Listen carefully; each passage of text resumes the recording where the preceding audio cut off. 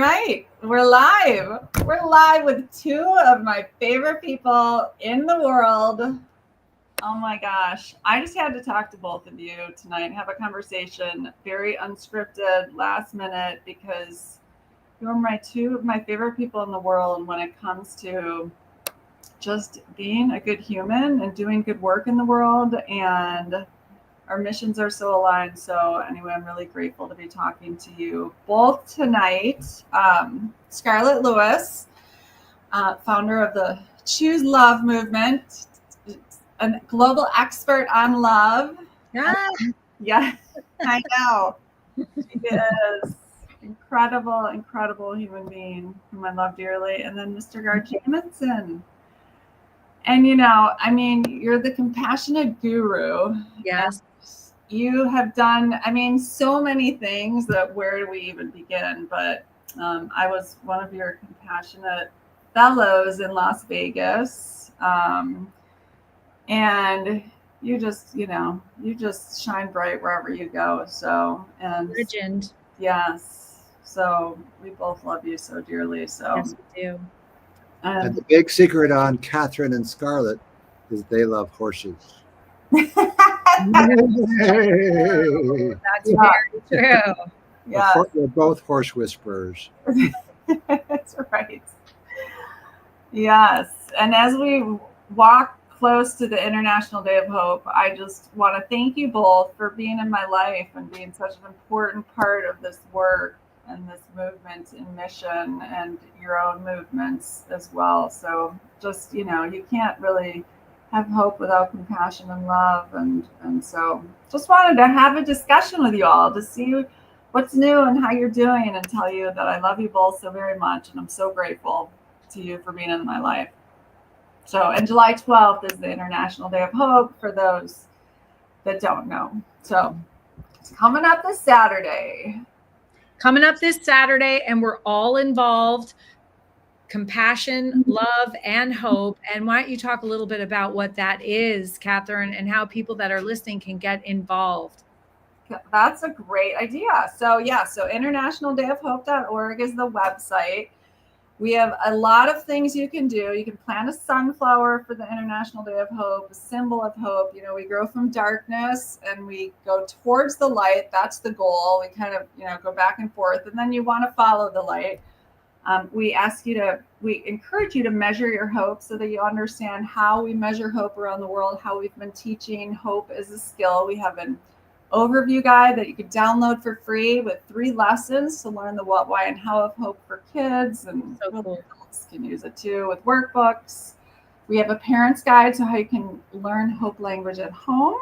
We have a workplace guide that we did with One Mind at Work. That's how do you start activating hope in your workplace. Hope is a protective factor for anxiety, depression, suicide, violence, and addiction, and it's measurable and teachable. So super important in the workplace.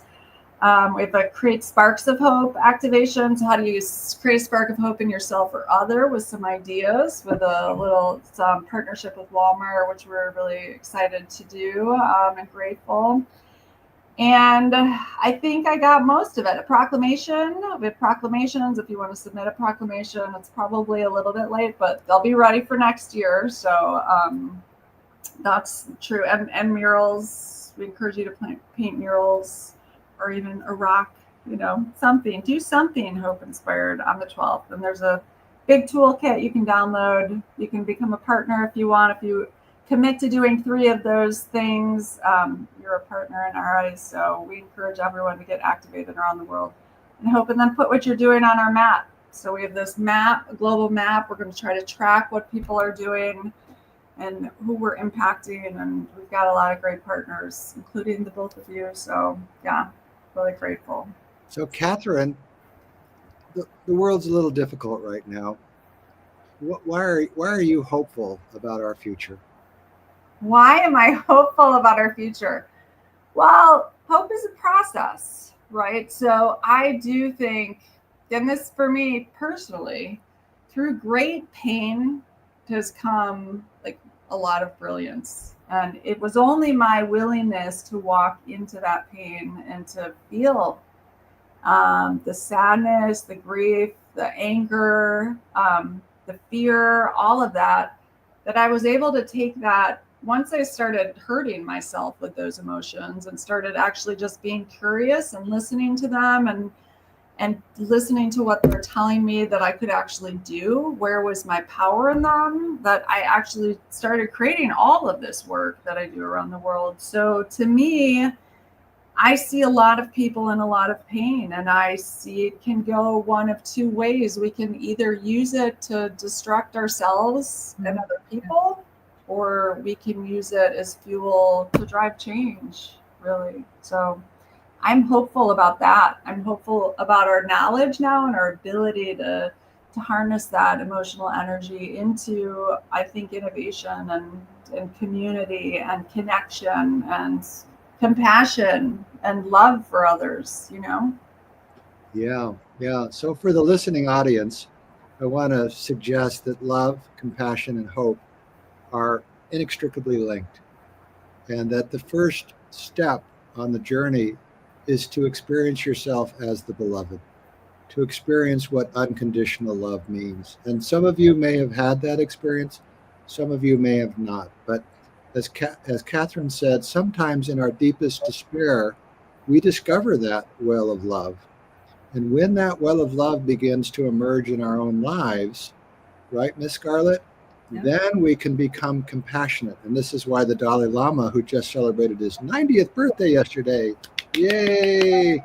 We love the Dalai Lama. And he said that love and compassion are not luxuries, they're necessities. And I would suggest to our listening audience that they lead to hope. When you have a quality of love in your life, you know that love is the very fabric of the universe. Then you can be compassionate, which means you can look at the suffering around you and say, why don't I help out? Like the swimmer, the able swimmer down in Texas, who swam to so many of those struggling individuals in those floodwaters and saved their lives. And so we have an opportunity with compassion to reach out to those ones that are suffering and to do something about it. So, Miss Scarlett, you are the guru, we call it guruette or guruess. The goddess. Tell us why love is the first step, why love is so important to this whole process.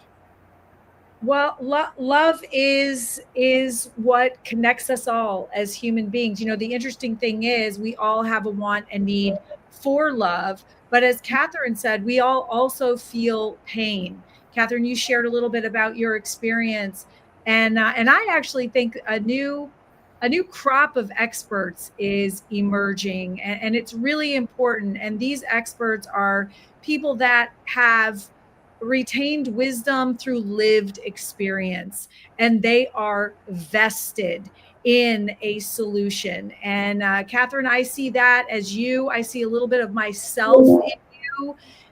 You know, you've been through some very harrowing times, and you've kind of gone both ways, right? As far as, you know, being a little bit destructive, but realizing, you know what, I don't want to do that. I want to flourish. I want to become the best version of myself, and realize that pain can help you do that. But you didn't want other people to suffer the way that you have, the way that your family has. So you researched a solution, and it's brilliant. I think it's amazing. Choose Love has hope lessons and have used your matrix because it is incredible what you've created. I want everyone to look up your website and consider bringing these lessons into their schools, definitely into their communities. You know, one of the things that I learned through my tragedy of losing Jesse at Sandy Hook Elementary School is that we're responsible for the world that we live in. Nobody else. There's nobody to point a finger at or blame. It's us. And so that actually means taking responsibility and positive action. And Catherine, I love what you've laid out in the International Day of Hope. It is a way to take positive action. You've given so many ideas, and they're all feel-good ideas. They're all great things that you can do with your family, get your community together. The opposite of anxiety is positive action. So it's all about feel good stuff, ways to strengthen yourself, empower yourself, feel better. And of course, we have this great trio, which is compassion, love, and hope. And really, those are the three main ingredients of living a meaning filled and purposeful life. As you said, Gard, caring for other people, that caring for ourselves as well as other people. I mean, there is an epidemic of loneliness, but how do we overcome that? We overcome that by doing something for somebody else. There's always somebody with a need. And as soon as we have that outward focus, bam, our loneliness is gone. It's really incredible. So again, coming back to this positive action and this International Day of Hope on Saturday, I'm going to be solely focused on that. And we're going to be joining with you and celebrating hope. Mm-hmm. It's so important. It's what we need. It's what we need right now.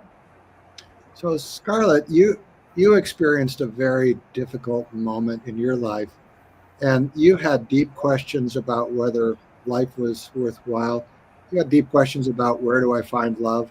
What was the moment where the switch went on and you said yes to love, where you chose love and you literally experienced the quality of unconditional love that you suggest is the very fabric of the universe? There were several moments, but I know one moment, a mom who had lost a child 20 years previous was sharing her experience. And I was seeing what, as Catherine was saying, there are two roads to take. And I heard from her, she took the other road. She took the anger, the hatred, the revenge road. And I saw where it got her 20 years later. And I thought, I am not taking that road. That is not what I want my future to look like. I have a 12-year-old son. I need to model for him what love and joy look like. I mean, what do we want in our lives? We all want to love and be loved. And of course, we all want joy. And so I realized I'm going to have to figure out how to get there. And it's going to be the choices that I make right now that are going to determine my future. And so, like Catherine, I created a formula myself because I realized, at that point, there wasn't anybody that was going to put a roadmap in front of me and give me explicit instructions. Oh, okay. So you want to go from having your young son murdered to joy. All right, let me navigate that for you. There's no GPS for that, by the way. And so I figured it out. Like Catherine, I researched and consulted experts and really kind of figured out what worked for myself first. This is a big part of the Choose Love movement, is really things that I do every single day that got me from point A, from that just devastation to flourishing and to being able to model that for my son.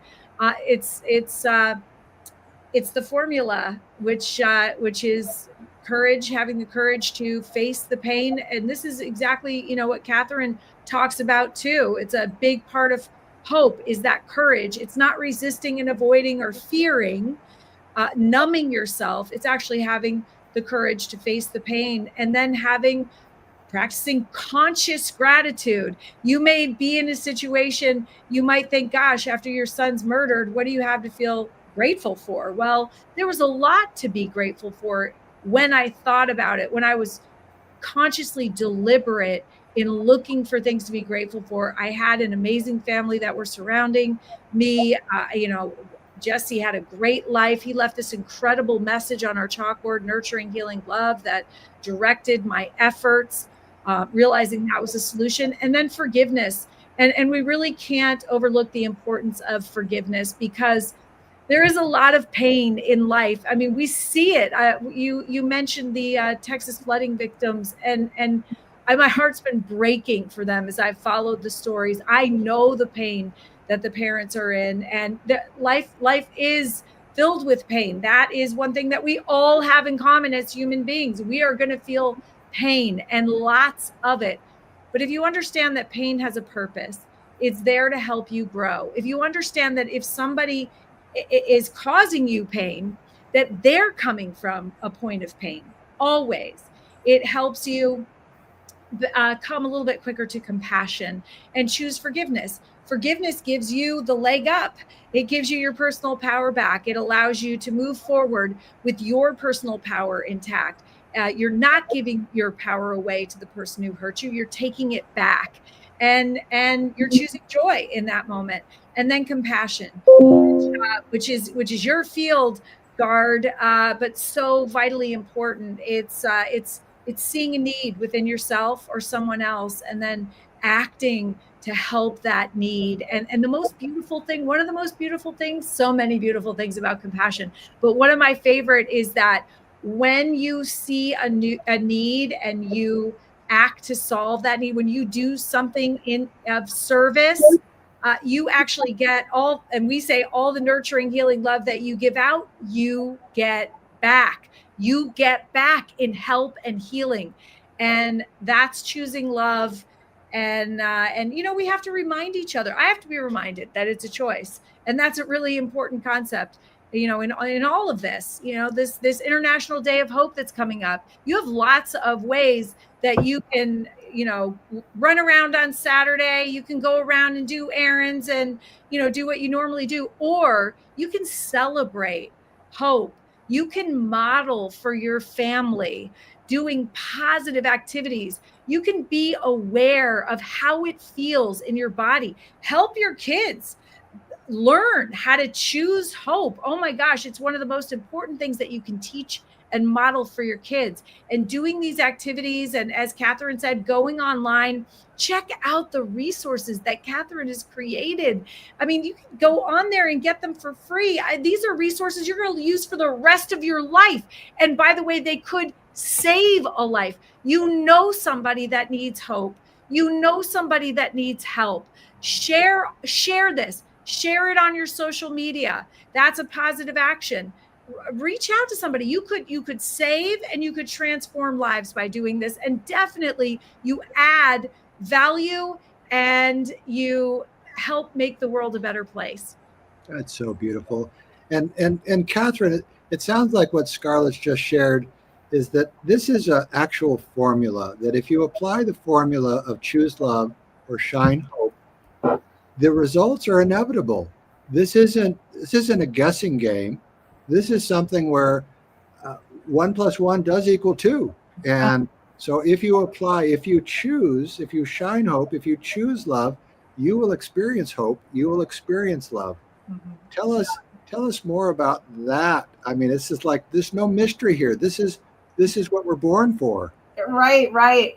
I mean, I think what the thing Scarlett brings up too is so important. It is a choice, and it's not an easy choice. Like when you go through tragedies or traumatic experiences, it's easy to get stuck in a cycle of hopelessness. And when you are in that persistent hopelessness, you will develop clinical anxiety or depression. And it's understandable. And when you deal with systems that can oppress, it can be easy to get stuck in that helplessness and that hopelessness and that despair. And so but it's true. Once you learn how, when I looked at hopelessness, it's 2 key things. And that's Scarlett talks about the hope matrix, but it's emotional despair. So you feel sad, you feel angry, afraid. Those are kind of the 3 kind of primary emotions. And you feel a sense of helplessness to do anything about it. So it's the combination of those 2, your emotional despair and I'm helpless. That's what makes up hopelessness. And when that becomes persistent, that's when you develop, illnesses and anxiety and depression. And so when I looked at that, though, I was excited because I was like, well, there's always a way to manage your despair. Like you can always manage your sadness. You can always, you might get stuck in it for a while, but it will not stay forever. Your sadness doesn't stay forever. To me, it felt like I would be in sadness for the rest of my life. And it's not the case. And you can always get out of helplessness and into action. Maybe you won't reach the goal that you wanted. So maybe I'm helpless about bringing my dad back. But I am able and I have power over creating mentor-like figures in my life that can serve to lead and guide me, which is what, why my relationship with my dad was so important. And like Gard, you're one of those amazing figures in my life, but I had to get out of my helplessness and into action. And so that's, when we talk about hope, I always say it's not easy, and it can be easy to get stuck in that hopelessness cycle, but it's always possible to get to hope. And that's when we kind of created that SHINE formula, which is what we teach around how you hope. So you use stress skills to manage your emotional despair. So you learn how to identify and manage your stress response and your emotions, and listen to them instead of running from them, which is really important. We learn what stress hormones are, what they do to our brain and our ability to think. They take us in our downstairs brain. Well, our hope is in our upstairs brain. It's in our frontal lobe. It's where we can problem solve or think critically. And we can't do that when we're stuck in that emotional despair. So really learning those stress skills, how to manage it. And we have our happiness habits. So how do we get our happy hormones? Scarlett says the dosing. We talk about dosing with Gard too. So the dopamine, oxytocin, serotonin, and endorphins. Like, we need those positive hormones. Our bodies are amazing. We can create these in our cell. We can take drugs, but we can also create them internally. It's not always easy, but we can. There are so many things we can do to produce these chemicals. So that's what our happiness habits are. We learn how to do those. Inspired action. So how do we set goals? How do we get out of helplessness into action? Overcoming obstacles when we need to re-goal. Learning skills around this is so important for hope. The N is nourishing networks. So how we cultivate healthy, strong networks that are kind of bi-directional, where we go when we're in crisis. You don't want to look for crisis resources when you're in a crisis because you can't think clearly. So like really thinking about what that crisis network looks like is super important. And then the E is eliminating challenges, which are all of the thinking patterns our brain does, like when we internalize failure, or when we ruminate, or when we worry about the future, or try to control things outside of our control. Those all will kill our hope immediately. But learning what these are and that our brain has a tendency to do them, and then being proactively about managing them, is just super, super important. And these are all skills that anyone can learn. And if you're practicing these skills and cultivating them, you can get out of, manage those moments of hopelessness and get to hope. We all experience moments of hopelessness all the time. My aim is to normalize the conversation around it. You could get an email from a boss, and that could, send you into anger and a helplessness to do anything about it, or cut off in traffic, or, it can be those bigger moments, a loss or a health, a health crisis, or, a loss of a child, or a flooding. And then there are also those systemic reasons that we can get stuck in hopelessness. But the goal is to find our power. And if we stay in hopelessness, we get sick, and we're not helpful for anyone, and we're not here fulfilling our own purpose in this life. And we all, I believe, have a purpose and a reason for being, and we all bring value in our own very unique way. And it's important to bring that out. So that is the formula for Shine Hope. And yes, and I want to hear more about compassion. I mean, I think you could win the world's most compassionate human being. I mean, agreed. I mean, you're a brilliant businessman. Like, and you're just an angel, and you just go around to groups and events, and you just sprinkle dust, and you have heart at all of these places. Like, you care so deeply, and it's just, especially coming from the business world, it's so inspiring to see. So, well, I will share with you in 1972, I think you've both heard the story. I had a friend, Lee Benjamin, who was in Vietnam, and he was walking down a path one day with his fellow soldiers, and 3 children with hand grenades in their hands approached the battalion. And at the end of it, the children lay in their blood, and Lee had his leg blown off, and his battalion was completely wiped out. They were all dead. And I was doing fire alarm systems in Los Angeles, and I went into my room, and I turned off the light, and I said, I think both of you have had a moment like this. I said, I can't do this. And I need to know whether or not there's something else that's worth living for. Mm. And in that moment, it was like the formula, Scarlett, ask and you shall receive, seek and you shall find, knock and the door shall be open. In that very moment that I asked, I was flooded with unconditional love. And that's why I say that's the first button on the shirt. Because without knowing that we're loved, without experiencing that quality of unconditional love, it's very difficult to be compassionate. And I'm struggling now with a nephew who is alcoholic. He's up in Oregon and he's just raging. And I'm being told by my friends in AA that until he gets the gift of desperation, the gift of despair, he will not turn around. And I think both of you got that gift. I got that gift in that moment. And that sort of set my path. As Viktor Frankl said, when you have a why, you can deal with almost any what. And so I want to ask both of you about that gift of despair because you both experienced it. There was a moment there where the lights went on for both of you. So it is a gift, and gratitude is very much a part of all three of these values: love, compassion, and hope. So talk about the gift of despair, because I know, Catherine, you had it with your father and with yourself. And Scarlett, you certainly had it with your situation and everything you've had to deal with. And all three of us, we look around the world and our hearts are broken every time we see a tragedy like Uvalde or the floods or the mass shootings. All of these things just break our hearts, but we keep going. We keep going. So talk about that gift of despair, Scarlett, Catherine. Yeah. I'll go. I mean, to me, despair also tells us what we care so deeply about. It led me to what I care so much about. So I didn't want to be in the despair. I didn't want to feel the despair. I didn't like it. Felt bad. I thought I would stay there forever. So I ran from it. But when I really dove deep into the feeling of despair, that's when I got a sense of what I really, really cared about. And to me, then learn that, like, getting a sense of this is what I really care about. I don't want to ever see people suffer in this way again. That's when I thought, okay, what can I do about it? How can I get out of that helplessness into that action?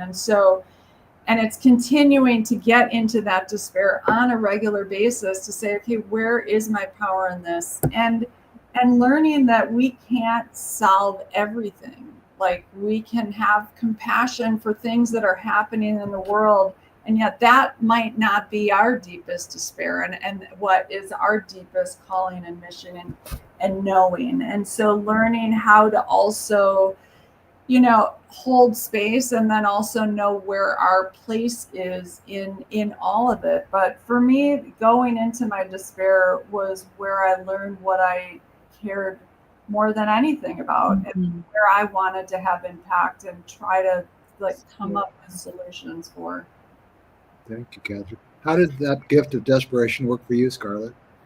What came to mind for me was something, a phrase actually that I just heard. I wasn't saying it then, but this is what I say now after hearing this from David Gruder, who is an author and philosopher. Harvesting the gifts, just choosing to focus on the positive aspects. I mean, what I know now that I didn't know then was that we learn, grow, and are strengthened by pain. We get to who we want to become outside of our comfort zone. And if you ask me, I would not like to leave my comfort zone. But we have things that happen in life that drop kick us sometimes out of it. And so when we're there, if we can focus on the lessons, focus on how that experience is strengthening us. And by the way, we can do it in the moment, or we can do it in hindsight, with being able to look back in the rearview mirror at a painful event that happened, even in our childhood. We can look back and look at how that shaped who we've become now and who we would be without that event. I know that I wouldn't know you people without that event. And I love you so much. You're an integral part of my life. And, I think of you all the time. You all have provided so much wisdom and love and kindness and support to me. And I would never have known you. So, I mean, you all are part of my gifts, my harvesting the gifts of my despair, because I definitely had that. I mean, I thought I was going to die. That's how bad the pain was. And, I learned myself, and mostly because I had a 12-year-old son, and I didn't want it to destroy our lives. I wanted us to go on and have a good life. I didn't want to be defined by that for the rest of my life. And I wanted to make sure, as Catherine said, that it didn't happen to other people. So, I would say, yes, you may feel despair, and we all do from time to time. A lot of times it's relative. The interesting thing is that, I share my story a lot. I'm a public speaker, and people come up afterwards, and a lot of times they'll say, and this is so interesting, oh my gosh, that your story is the worst thing that could ever happen to a person, but can I share my story? And I know it's nothing like your story. Like they do this lead in, right? And then they start to tell me their story, and I think that's far worse than mine. And I know that you can't comparison grief, but just I'm saying that to know that we can't always choose what happens to us in life. And there are really, really bad things that happen to really good people, like what we're just witnessing happened with all those drowning victims in Texas. However, you can choose how you thoughtfully respond. And this is getting back to what Catherine said in the beginning. There are two roads. And it's important that you feel the pain. But, like you were saying, Gard, with your nephew, you have to feel the pain. You can't go around it. You can't go underneath it. You can't push it aside. You can't numb it. You have to sit with it. Very, very uncomfortable. It takes a lot of courage. And then you have to look into it and get curious about it and ask, what are the lessons in here for me? And figure it out, because it will always be beneficial in the long run. That's hard, I know, to swallow, unfortunately, in light of all the recent events.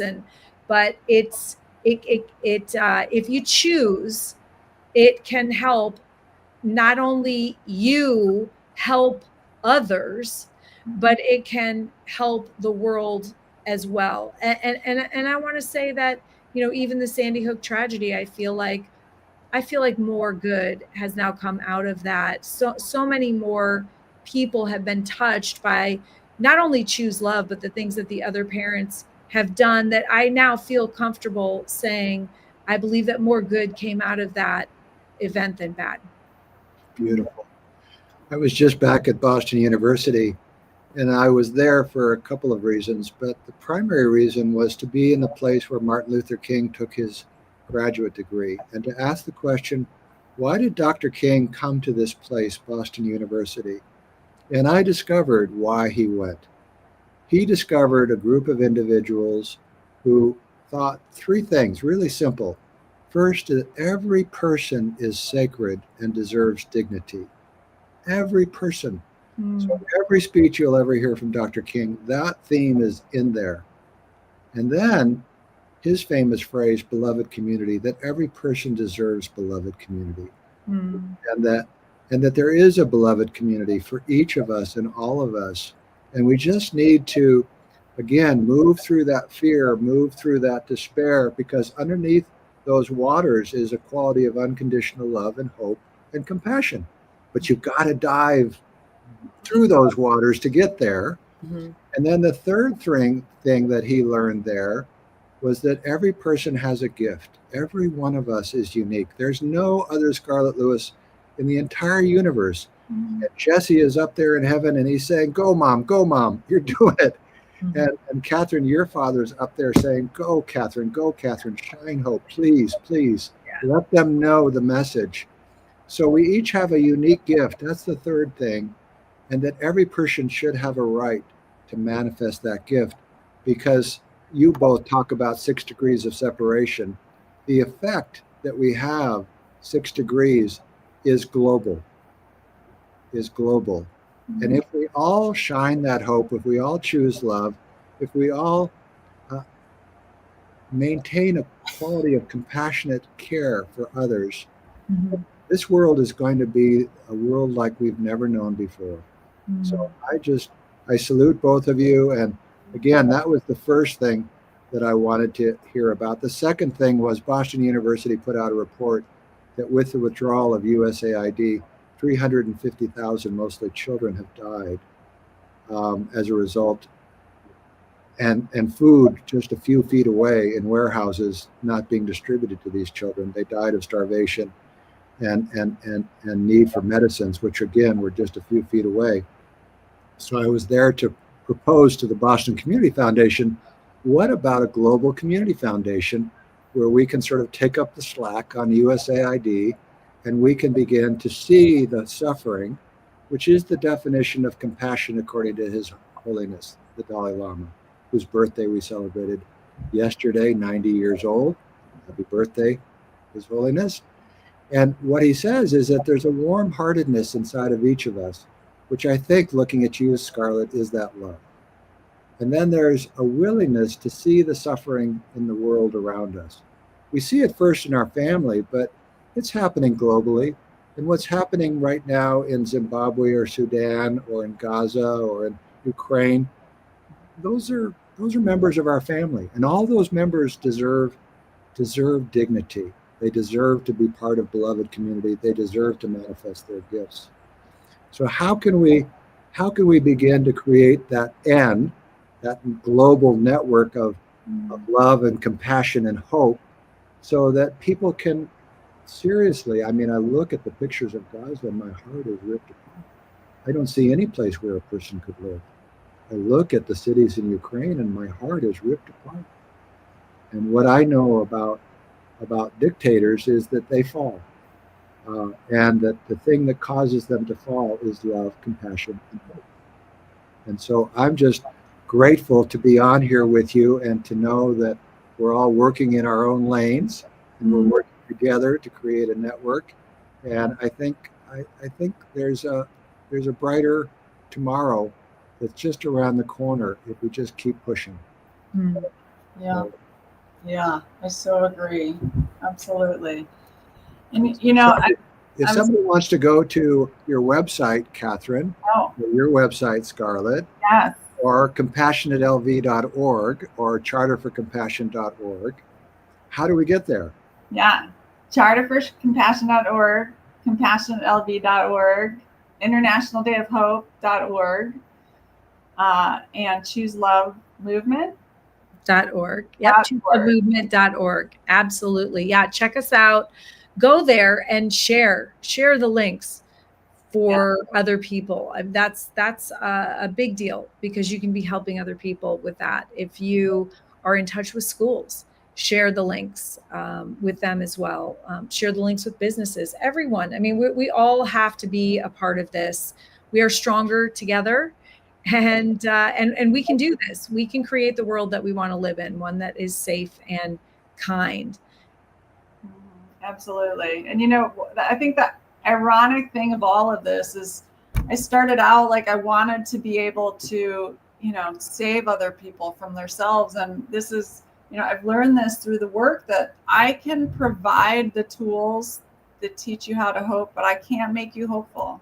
Like I can't make anyone hopeful. And it's been 20 years. And, you know, the deepest sorrow was not being able to, you know, that's really saved my dad. And I now would be much more equipped to teach my dad what I know, but ultimately that he would have had to do the work. And that's the hard thing about people. And, you know, and so we can give you skills and tools, but it's also, there's a personal accountability that comes with it and a willingness to do the work and to commit really to love and to compassion and to hope. So important. And the science around all three of them is very clear. It leads to a healthier you and a healthier life and a happier life. You know, I love that. And I say too, that it's so simple. When I hear you speak and you're talking about the different components, and it sounds simple, it's not something that probably a lot of people that are listening haven't heard of before.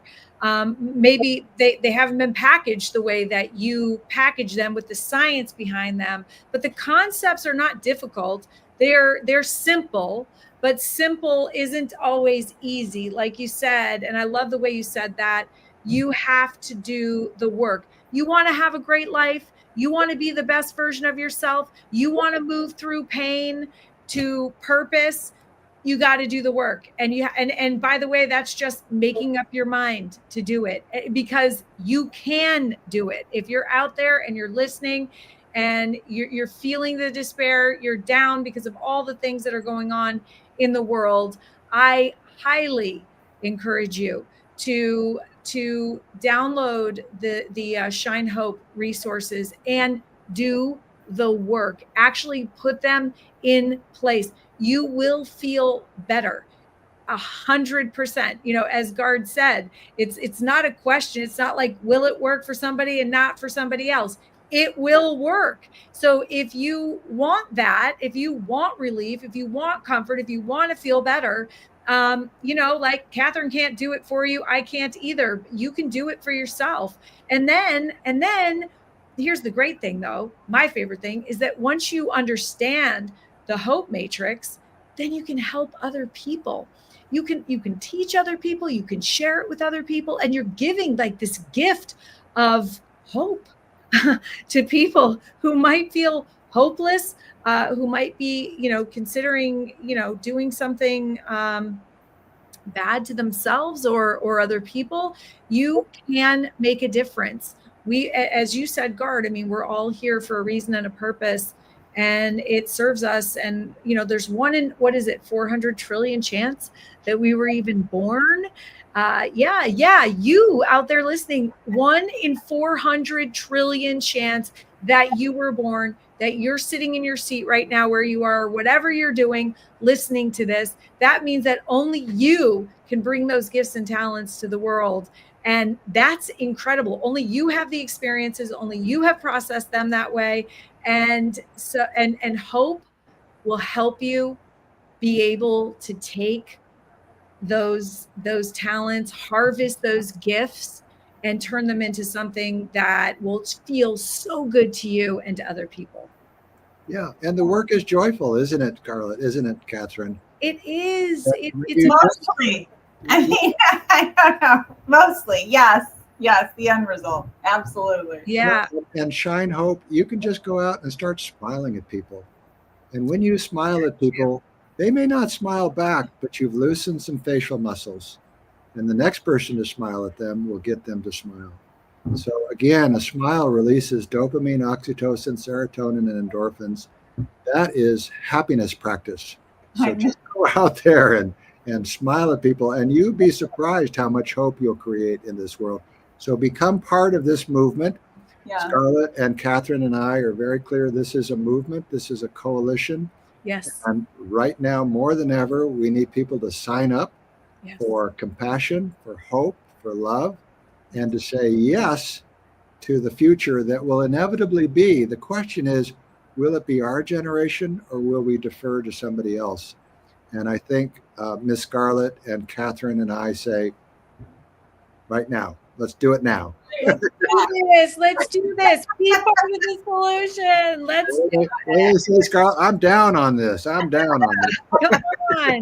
Come on down. Let's do this. And by the way, Gard, you're talking about smiling. If you smile at somebody, even if they don't smile back, they have done MRI, whatever images of the head. That person actually has the same neurochemical flow as you get when you smile. So that happiness quartet that you're getting when you're smiling, just smiling, they get it too, even if they don't smile back. So you're giving a gift, even if you don't see it in return. And of course, we know from the research in compassion, Gard, that when you do something kind for someone, that creates a ripple effect. People see it, they want to do it, and it absolutely creates a ripple effect. We've seen results of that. So let's start that. Let's start that right here. Let's start it with the International Day of Hope. Let's start our own ripple effect, because it doesn't take that many of us to make a huge change in the entire world. I think, what is it? 3.5% is like the tipping point. Can you guys help us? Those of you that are listening, can you help us reach that tipping point? Can you share this? Can you talk about the International Day of Hope? That's, by the way, the best way to spread a message is by talking about it to friends. Talk about it, share it with your kids, join in, share with it on social media, get your friends together, have fun, and let's do this thing. Let's do it right now. Awesome. Yeah. And go to spiritofubuntu.us, and you will see communities in Africa that are being transformed by love, compassion, and hope. Yes. You will see Pato Bantan, Emmy-nominated reggae singer, creating these hubs of compassion, love, and hope in a way that will blow your mind. Little homes for girls, the deepest and darkest slums of Nairobi, all over that continent, there are little lights going on as a result of the work of Miss Scarlett, Catherine, and the Charter for Compassion. And the Mr. Guard Jameson. Yes. We're all rowing, right? We're in the Charles River in Boston. We're rowing. Actually, I was on the crew team at BU. BU is my alma mater. Wow. Really? I can literally I have to also give a plug for fake smiling, because even if you're fake smiling, you release the endorphins. That's true. But it's got to be wide. It's got to be wide. Yeah. Just start it right now. Just start it. Start feeling good. Make the choice. You can do it. If we did it, you can do it. Thank you, everyone. We'll put the links too in the comments for all of these. It was so fun to talk to you all. I love Ern and Scarlett. I love connecting with you. Amazing. So much wisdom. I learn more every time we talk. I'm grateful for the collaboration and the work that you both are doing in the world and helping to activate hope. So it's really so meaningful to me, and I'm so very grateful, and I would not be here without you, nor would hope so. So if you're watching this, share it with all your friends and keep sharing it, and let's start a movement. I love it. Wonderful. Thank you all for joining. Appreciate you so much. Let's do this soon again. Yes.